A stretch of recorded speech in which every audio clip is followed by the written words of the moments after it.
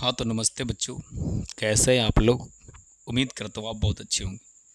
तो मेरे प्यारे बच्चों, हम जो है पढ़ रहे थे क्षेत्रमिति, और उसमें हम लोग ब्रेथ, वर्ग और वगैरह वगैरह टॉप टाइप जो है हम लोग देख चुके थे।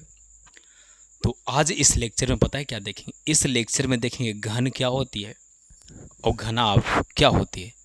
तो एक एक चीज़ को हम टाइप बाय टाइप आपको बताते हैं। बस खाली आपसे एक ही गुजारिश है कि अगर आप चैनल पर नए हैं तो चैनल को सब्सक्राइब कर लीजिए और बगल में घंटी हो उसको क्या कर देना है, प्रेस कर देना है, मतलब बजा देना है। ठीक है। और एक प्यारा सा कमेंट करना है कि वीडियो आपको कैसा लगा। और एक गुजारिश और लास्ट में रहेगा कि जो आपके सबसे अच्छे दोस्त हैं उनको बस वीडियो को ज़रूर शेयर कीजिएगा। तो चलिए आगाज करते हैं। स्क्रीन पे से हटाइएगा मत दिमाग को।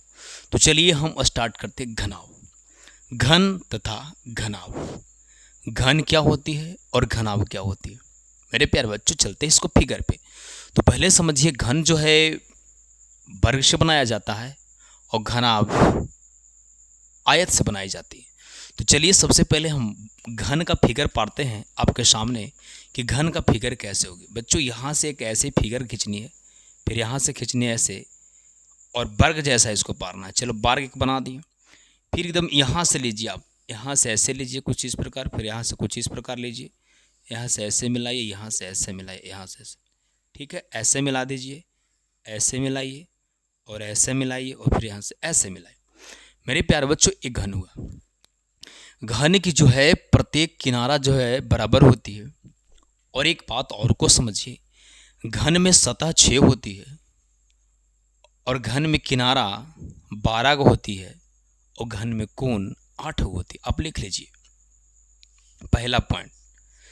घन में नहीं, घन घन क्या लिखें बार बार। इसमें अगर कोना की बात करें तो कोण कितने होते हैं, कोण 8 होते हैं। दूसरा सवाल अगर करें कि किनारा कितना होता है तो बोलेंगे किनारा 12 होते हैं। सर इसको दिखाते कि किनारा 12 कैसे होते हैं। बच्चों दिखा देंगे, बट उतना आपको देखने की जरूरत नहीं है। जैसे किनारे के अंदर नहीं तो किनारा नहीं तो उसको घनाभ, उसी को तो बोलते हैं। अब अगर तीसरा बात आता है सतह, कि इसमें सतह कितने होते हैं, तो बच्चों इसके सतह 6 होते हैं। याद कर लीजिएगा, घन में किनारा 12 ऐसा, घनाभ में भी 12 होगा। हाँ, घनाभ में भी किनारा की संख्या 12 होंगे और कोण 8 होंगे और सतह 6 होंगे। सतह किसको कहते हैं, जितने तरफ से उसे घेरी जाती है उसे हम सतह कहते हैं। यहाँ तक बात आप बहुत बारीकी से समझ पा रहे हो। चलिए कुछ इसके हम फार्मूला देखते हैं। और यहाँ और समझिए, इसकी अगर प्रत्येक भुजा को ए माना गया है तो सारे के सारे भुजा ए होंगे। अगर कोई टीचर्स भुजा को एल मानते हैं तो सारा भुजा एल होगा। आपको जो भी मानना है वो मान सकते हैं। अगर भुजा आप ए मानते हैं तो ए मानिए, अगर एल मानते हैं तो एल मानिए। कोई तकलीफ, बोलेंगे कोई तकलीफ नहीं। तो इसका बहुत प्यारा सा जो फॉर्मूला आता है, उस फॉर्मूला को सबसे पहले आपको याद करना है। पहला, घन का आयतन क्या होता है। सबसे पहला, घन का आयतन क्या होता है। तो सबसे पहले बाबू घन का आयतन हम लिखेंगे क्या, भुजा क्यू। क्या, भुजा के क्यू। अगर भुजा को आप ए माने हैं तो इसको कोई एल के भी क्यू बोलेगा, और अगर भुजा को आप एल माने हैं तो ढेर एल के क्यू बोलेगा। इसमें कोई इतराज आपको नहीं होनी चाहिए। तो ऐसे सर पूछे कि घन का आयतन बताइए तो भुजा क्यू, घन का आयतन भुजा क्यू।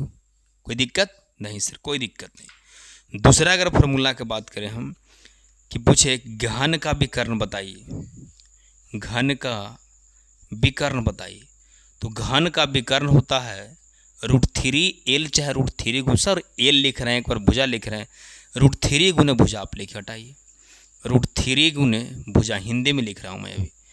तो पहला घन का आयतन पूछेगा तब भुजा क्यों मारेगा। घन का अगर विकर्ण पूछेगा तो √3 गुने भुजा, मतलब √3l। अगर ए माने हैं तो √3a। अब देखिए तीसरा जो फॉर्मूला है वह है घन का संपूर्ण पृष्ठीय क्षेत्रफल। घन का संपूर्ण पृष्ठीय क्षेत्रफल, घन का संपूर्ण पृष्ठीय क्षेत्रफल, ये क्या होता है सर। घन का संपूर्ण पृष्ठीय क्षेत्रफल होता है 6 गुने भुजा के स्क्वायर, 6 गुने भुजा के स्क्वायर। ये तीनों फार्मूला को आपको याद करना है। अगर कोई किताब में भुजा को एल माना है तो 6 गुने एल स्क्वायर होगा। अगर कोई भुजा को किताब में ए माना है तो 6 गुने ए स्क्वायर। बट भुजा को आप कुछ भी मान सकते, कोई दिक्कत नहीं है। एग्जामिनर अलग अलग इसका नामकरण करते रहते हैं। तो पहला याद कर लें कि घन हो चाहे घनाव हो, उसमें कोण कितने होते हैं? 8 गो, किनारा होगा 12 गो और सतह होंगे 6 गो। अगर घन का आयतन पूछेगा तो भुजा के क्यों कहेंगे, और घन का विकर्ण पूछेगा तो √3 गुने भुजा कहेंगे, और घन का संपूर्ण पृष्ठ क्षेत्रफल पूछेगा तो 6 गुने भुजा का स्क्वायर कहेंगे। मेरे प्यारे बच्चों, इस फार्मूला को आप स्क्रीनशॉट लीजिए। मैं इसको सवाल दिखाता हूँ, आपको लग रहा होगा कि सवाल देगा कैसे और उसको बनाएंगे कैसे। और जब तक आप सवाल को नहीं बनाते, जब तक कि आत्मा की आपको शांति नहीं मिलती है। तो मेरे प्यारे बच्चों, मैं इस सवाल से हट साइड होता हूँ। आप इसको एक बार स्क्रीनशॉट लीजिए और इसके बाद मैं सवाल लेकर आता हूँ। ठीक है ना? तो चलिए आप स्क्रीनशॉट लीजिए बच्चों। ठीक है, मैं साइड हो गया हूँ। तो चलिए बच्चों, मैंने सवाल जो है बोर्ड पे लिख दिया है और इस सवाल को आप देखिए। सवाल किस प्रकार से है। सवाल कर रहा है कि एक घन का भुजा 6 सेमी है। एक घन का भुजा कितना है? 6 सेमी। एक घन का भुजा 6 सेमी है तो निम्न का मान बताएं। निम्न का मान, निम्न में नीचे दिया गया है।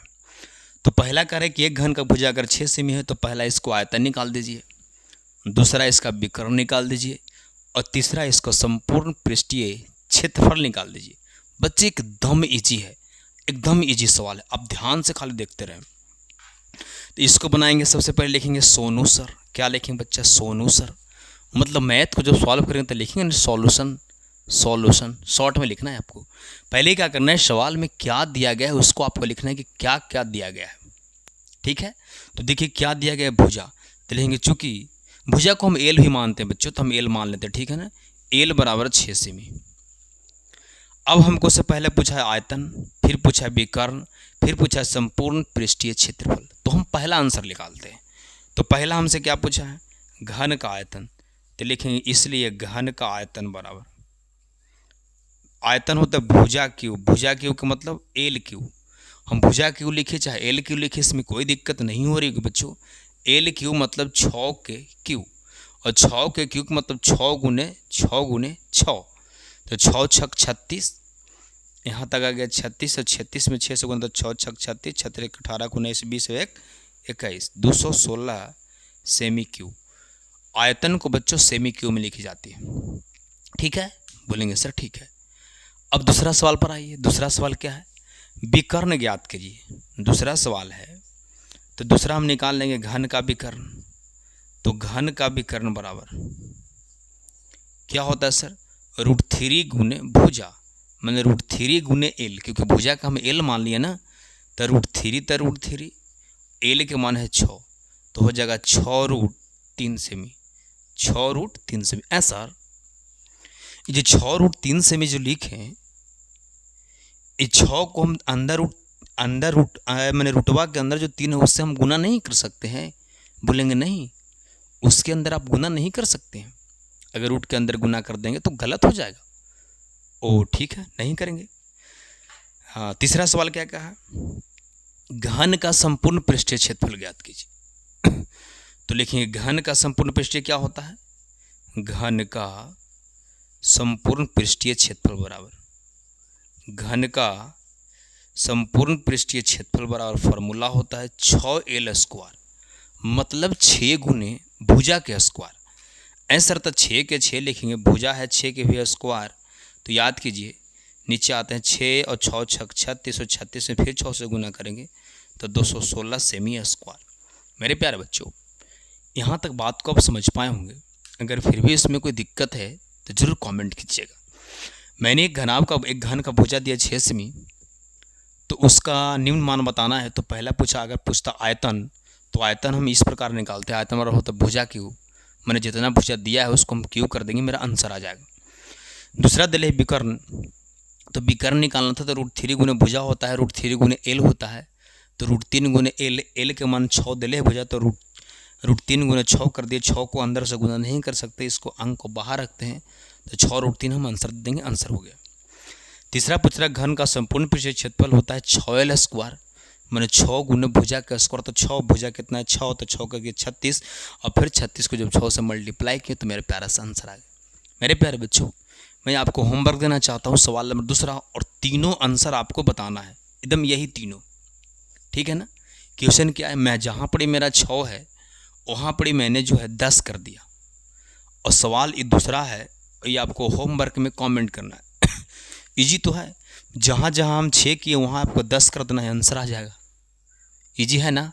हाँ सर इजी है। तो चलिए ये सवाल मैंने मिटा दिया, पहले यहाँ पे 6 था और आपको बनाना था, स्क्रीनशॉट ले लिए होंगे ना, तो वीडियो को पीछे करके स्क्रीनशॉट ले लीजिए फिर से, और इस सवाल को भी स्क्रीनशॉट लीजिए। हम इरेज करता हूँ और अगले सवाल लिख के लाता हूँ ताकि आपको समय की बचत हो। चलिए आप इसको भी स्क्रीनशॉट ले लीजिए।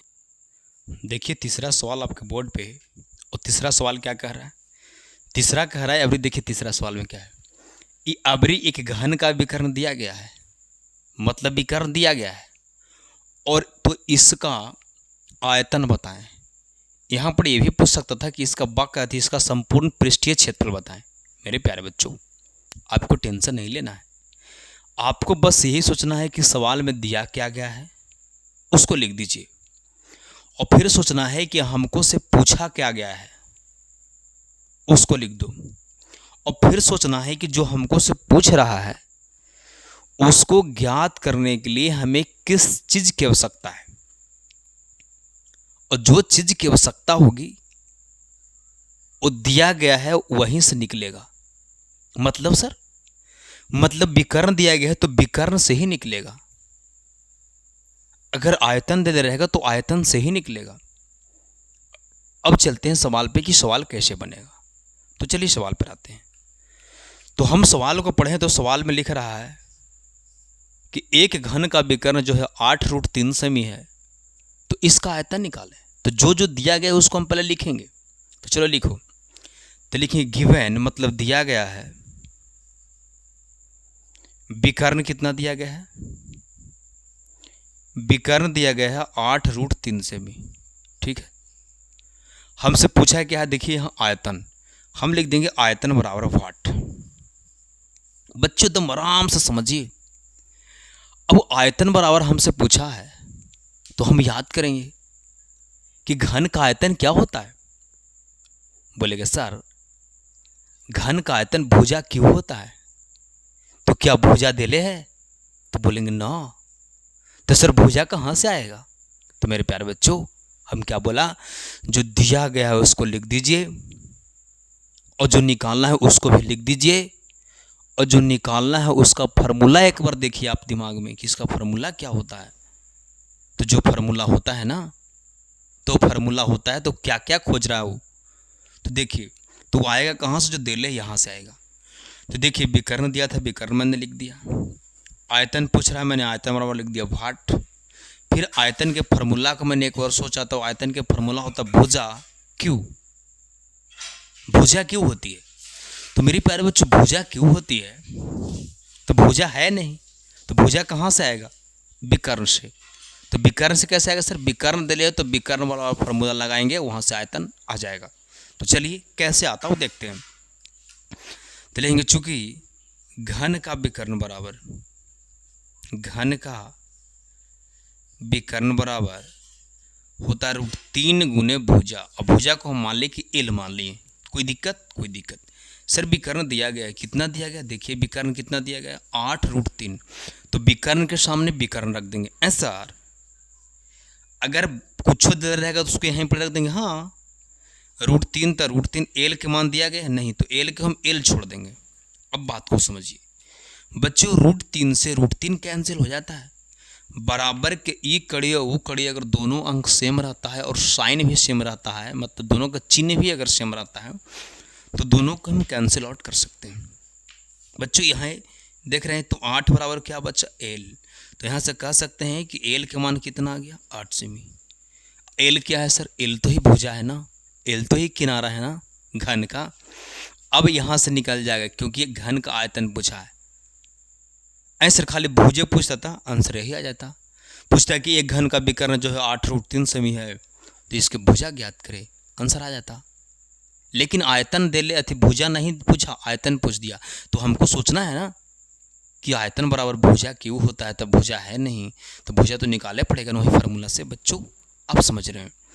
तो अब हम आयतन निकाल दें, इसलिए घन का आयतन बराबर, और घन का आयतन बराबर क्या होता है बच्चों, भुजा के क्यूब यानी एल के क्यूब। भुजा कितना है सर 8, 8 के अब क्या कर दें क्यूब कर दें। तो 8 के गिर गए तो 8 8 64, और फिर 8 से 8 चौको 32 और 8 से 48 49 50 512, 512 आयतन है बच्चों, सेमी क्यूब होगा। यही प्यारा आंसर होगा। मेरे प्यारे बच्चों उम्मीद करता हूँ यहाँ तक बात को आप समझ चुके होंगे। हाँ ना, बोलेंगे सर बिल्कुल। तो आप इसको स्क्रीनशॉट लीजिए, ले लिए स्क्रीनशॉट। अब मैं सवाल को हटाता हूँ। अब ऐसे सवाल आपको देता हूँ, आपको बना के आंसर में कमेंट करना है, ठीक है। बोलेंगे सर ठीक है समझ गए। तो ये सवाल नंबर 4 हो गया जो आपको होमवर्क में जा रहा है। ये कहाँ जा रहा है सर, होमवर्क में। इसको कमेंट में आपको आंसर। अब यहाँ जो 8√3 था, यहाँ हम 12√3 करना चाहते हैं। उम्मीद करता हूँ इसका आंसर दे देंगे। चलो तो ये होमवर्क हो गया है, वो स्क्रीनशॉट ले ही लिए होंगे। इसका आपको आंसर होमवर्क में गया। इसको मैं इरेज करता हूँ।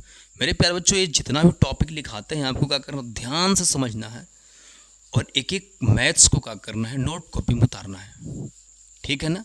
इसके बाद मैं चैलेंज करता हूँ कि मैथ के अगर विधाता आप नहीं बन गए ना तो जीने से। चलिए हम सवाल को चेंज कर रहे हैं। यहाँ सवाल नंबर 5 जा रहा है।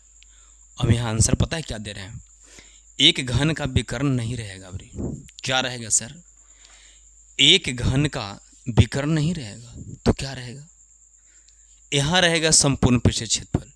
तो मान ले जाए कि 616 घन का पृष्ठीय क्षेत्रफल, एक कम करिए ना, हटाइए उसको। एक घन का हम अभी आयतन दे देते हैं। एक घन का आयतन 64 सेमी है, सेमी क्यूब हो जाएगा ना, 64 सेमी क्यूब है। तो इसका विकर्ण बताएं। देखिए सवाल को घुमाए हैं, विकर्ण बताएं। सवाल मेरा 5वां है। हम क्या बोले, ये सब सवाल को चुटकी में आपको सॉल्व करना है। पहले सवाल को पढ़ना है, क्या दिया गया है उसको लिख देना है, और जो पूछ रहा है उसको जो पूछ रहा है उसको निकालने के लिए क्या चाहिए, तो जो चाहिए वो वहां से आएगा जो दिया गया है। अब सवाल को समझिए। 5वां सवाल का है कि एक घन का आयतन 64 सेमी क्यूब है, 64 सेमी क्यूब है आयतन, तो इसका विकर्ण बताएं। सवाल बहुत भी है मेरे प्यारे बच्चों। तो घन का विकर्ण क्या होता है, √3 गुने भुजा। भुजा है ना ना, तो भुजा कहाँ से आएगा, यहीं से आएगा, निकाल लेंगे भुजा। आइए सवाल पे हम क्या करेंगे सर, सॉल्यूशन लेंगे गिवन, माने क्या दिया गया है। तो आयतन कितना है, आयतन दिया गया है 64।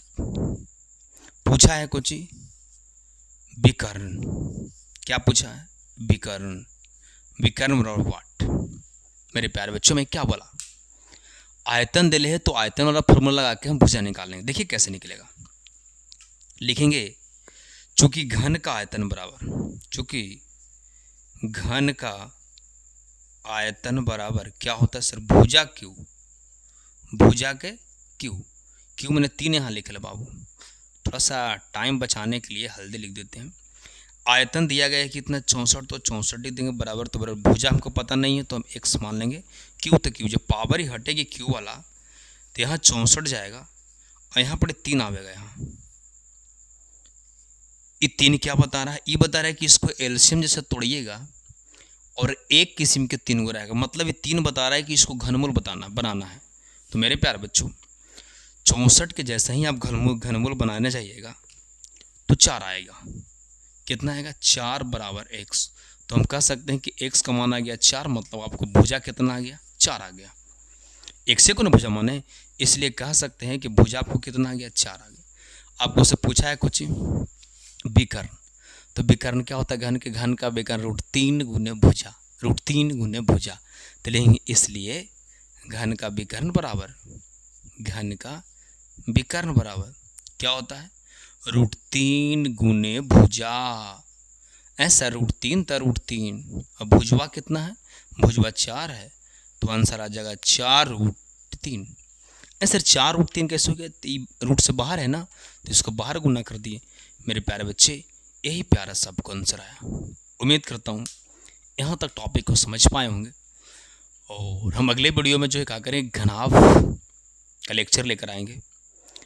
और इसमें अगर और कोई मैथ्स आपको अगर समझनी हो तो प्यारा सा कमेंट कर दीजिएगा कि हाँ सर इस प्रकार के लेवल को और बताइए, हम वो बताएंगे।